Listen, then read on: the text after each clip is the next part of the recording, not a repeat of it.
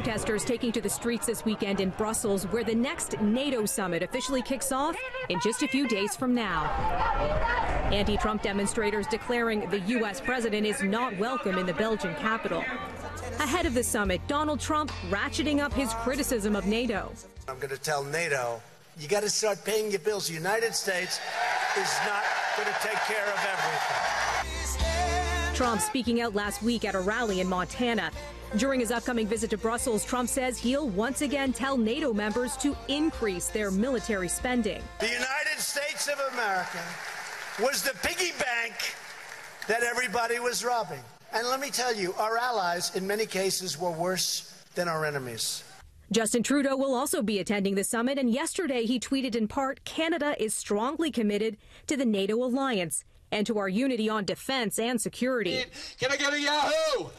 Yahoo! The Prime Minister, who stopped by the Calgary Stampede this weekend, is set to visit Canadian troops in Latvia before NATO meetings, just a month after the G7 summit in Quebec wrapped up, with Trump accusing Trudeau of making false statements about trade between Canada and the U.S. In response, the Prime Minister's office stating Trudeau said nothing during the G7 he hadn't said before. Trump departs for Europe on Tuesday for a tour that will also include stops in Britain, where he's set to meet with British Prime Minister Theresa May and Queen Elizabeth.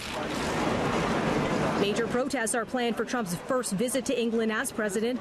More than 50,000 people have signed up for a demonstration at London's Trafalgar Square. And before heading home, Trump is scheduled to meet one-on-one with Russian President Vladimir Putin in Helsinki. The two leaders both attended an Asia-Pacific gathering and a G20 meeting in Germany last year. But this will be their first joint summit since Trump was elected. And it comes as Trump's 2016 campaign is being probed for possible collusion with Russia. Unrest this weekend in parts of one of the poorest nations in the Western Hemisphere. Violent protests erupting in Haiti after the government announced a stiff double-digit hike to fuel prices. According to the Associated Press, government officials agreed to reduce subsidies for fuel as part of an assistance package with the International Monetary Fund. Haitian leaders temporarily suspended the gas price increase in a bid to ease tensions. There are reports several people have been killed. U.S. airlines canceling flights to Haiti as a precaution.